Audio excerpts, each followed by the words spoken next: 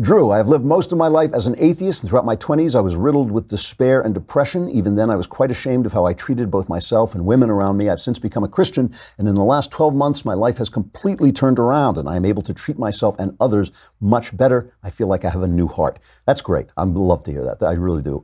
However, while I am a much more joyful man overall, the self-inflicted wounds of shame from the past still haunt me, and now even more so. On the scale of things, most people would see my past actions as trivial, but I carry them around. They weigh me down, and I really do struggle to forgive myself. I don't know where God fits in, because if he took away all the pain, I would feel like I got away with it, which isn't what I want. But I also know after all these years, I'm unable to forgive myself alone.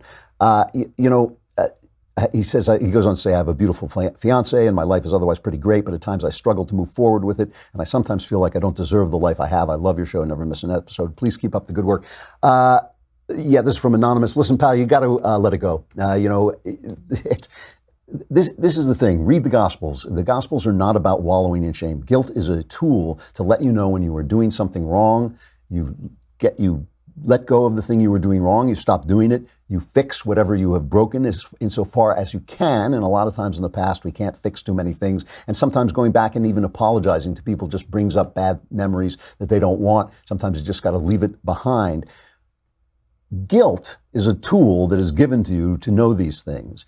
But wallowing in guilt is a strategy of the other guys. That's the other guy's side, right? He always wants to tell you that you are a bad person. Christ is telling you he loves you. He is telling you you are off the hook. He is telling you he absorbed your sin, and now you got to let it go and live the life he has planned for you. This is the life, this life with your fiance, this life where you feel joy. That's the life he wanted you to have when he made you in the womb, pal. That is the life he wanted you to have. And to let it go because it took you a while to get there, and you did things that you didn't like. We all have, believe me. By the way, I'm speaking from experience here. I'm not just talking off the top of my head. I know exactly what you're talking about, and I know exactly the logical bind where you feel like, oh my gosh, if I let this stuff go, then I'm not being punished enough. The point is not punishment. The point is forgiveness and joy, and the joy that you can create going forward. Because if you don't let yourself go forward, then you're not going to create the life that you can give your fiance and your wife and your future wife, the life you're going to give the children of joy and knowledge of God. Those are all things for you to create. So you have work to do.